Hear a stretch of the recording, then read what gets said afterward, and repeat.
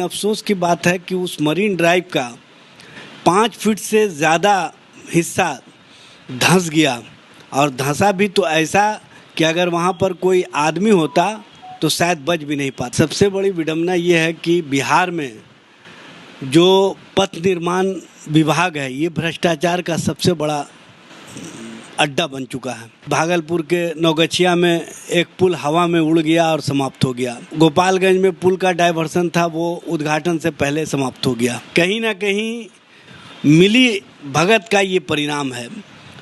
सिर्फ इंजीनियर इस तरह का घोटाला नहीं कर सकते हैं। इंजीनियर के साथ साथ मंत्रालय भी इसमें शामिल है। मंत्रालय के साथ साथ इसमें सरकार के अंदर बैठे हुए लोग भी शामिल हैं। भ्रष्टाचार अगर बढ़ता है तो ये देश के और बिहार के लोगों के लिए नासूर है और ऐसे नासूर को हम लोग पनपने नहीं देंगे। जय भीम, नमो बुद्धाय। मैं राजकुमार मांझी और आप देख रहे हैं द एक्टिविस्ट। इस वक्त हम मौजूद हैं आरजेडी कार्यालय के अंदर।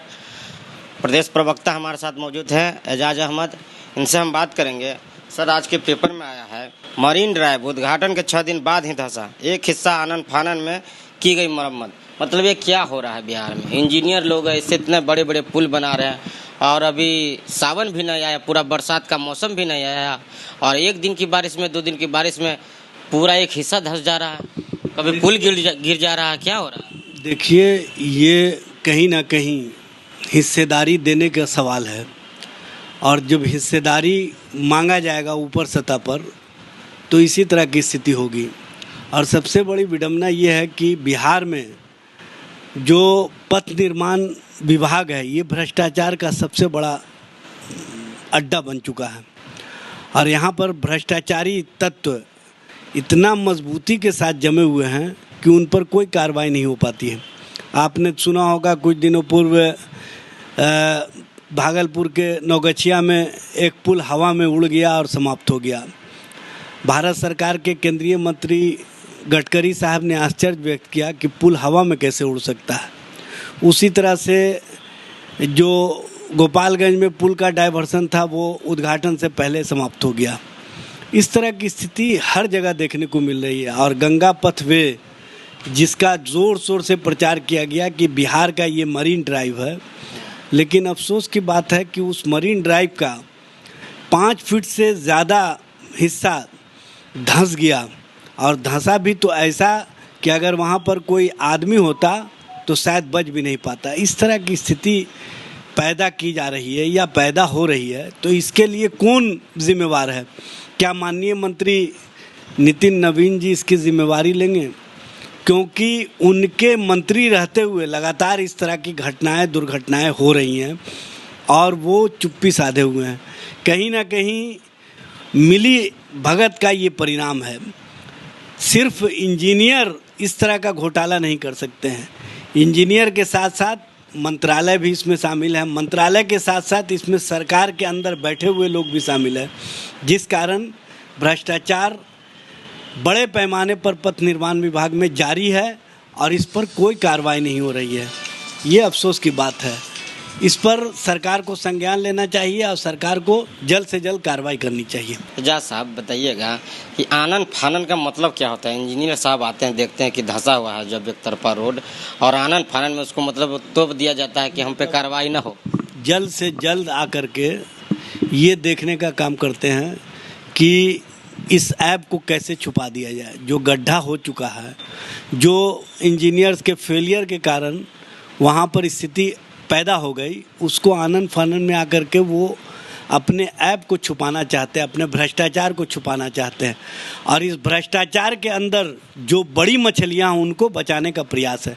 वो स्वयं से ज़्यादा दूसरे लोगों के लिए चिंतित हैं कि ऐसा ना हो कि इस मामले पर बड़ा कोई जांच कमीशन बैठ जाए और हमारे साथ साथ जो बड़े लोग संलिप्त हैं वो लोग कहीं ना कहीं इसमें उनकी भूमिका सामने आ जाए और उनकी भूमिका के कारण पूरे सरकार की बदनामी हो जाए। क्योंकि सरकार के बिना इशारे के या सरकार के बिना संरक्षण के इस तरह का लो फॉल का कार्य नहीं हो सकता। इस तरह का जो कार्य होता है कहीं ना कहीं सरकार के स्तर से ही कार्य होता है और सरकार उसमें अपनी महत्वपूर्ण भूमिका अदा करती है। अगर ये मामला शराब का होता, किसी थाने के पास या किसी दरोगा के पास अगर यही पुलिस के पास मतलब लापरवाही बरतते कि शराब में, तो अभी नीतीश कुमार उसको सस्पेंड कर देते या कहीं ना कहीं भेज देते। लेकिन इंजीनियरों को काहे नहीं भेज रहे? हालांकि इनका ड्रीम प्रोजेक्ट है स्मार्ट सिटी बनाना, और स्मार्ट सिटी बनाने के चलते खिलवाड़ हो रहा है, रोड धंस जा रही है 6 दिन में ही, और इंजीनियर के पास कुछ नहीं किया जा रहा है इंजीनियरों को। देखिए, इस मामले में मैं चाहूँगा कि बिहार सरकार संज्ञान ले, और ख़ास तौर से माननीय मुख्यमंत्री जो कहते हैं कि ना किसी को बचाते हैं ना किसी को फंसाते हैं। स्थिति ये है कि वो मैरीन ड्राइव जो इनका ड्रीम प्रोजेक्ट रहा है, उस ड्रीम प्रोजेक्ट में इतना बड़ा लूप होल और इतना बड़ा भ्रष्टाचार, कहीं ना कहीं ये जांच का विषय है, और इस पर एक जांच कमेटी बैठा करके उन सभी लोगों पर कार्रवाई करनी चाहिए जो इस मामले में लिप्त रहे हैं। चूँकि ये छोटा मामला नहीं है, बड़ा मामला है, और इस मामले पर सरकार को संज्ञान लेना चाहिए, और सरकार संज्ञान में मामले को आ चुका है तो उस पर क्या कार्रवाई की है ये भी लोगों के बीच आना चाहिए। पूरा सावन अभी बाकी है, ऐसा तो नहीं कि एनडीए की सरकार में बीजेपी नहीं करने दे रही है कार्रवाई। देखिए, कोई भी सरकार हो, अगर सरकार पर आंच आती है तो सरकार को कार्रवाई करनी होगी, और विपक्ष सरकार को मजबूर कर देगा कार्रवाई करने के लिए।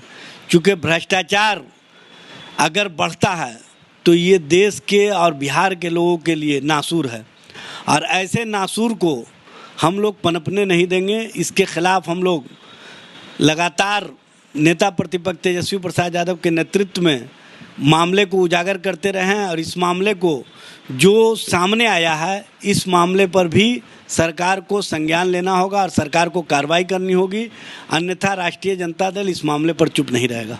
धन्यवाद।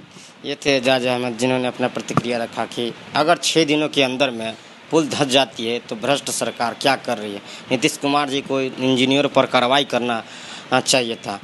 अगर नहीं कार्रवाई करते हैं तो उनका जो ड्रीम प्रोजेक्ट है स्मार्ट सिटी का, ये फेल हो जाएगा। और क्योंकि कहा जाए एक तरीक़ा से तो 6 दिन में पुल धंस जाना, अभी पूरा सावन बाकी है, 2 दिन के बरसात में जो है पुल धंस जाना, और पूरा सावन बाकी है, भादव बाकी है। उसके बाद जब लगातार 2-3 महीने बारिश होगी तो उस पुल का क्या होगा, वो ड्रीम प्रोजेक्ट का क्या होगा नीतीश कुमार जी का। क्या प्रतिक्रिया कमेंट बॉक्स में बताइएगा।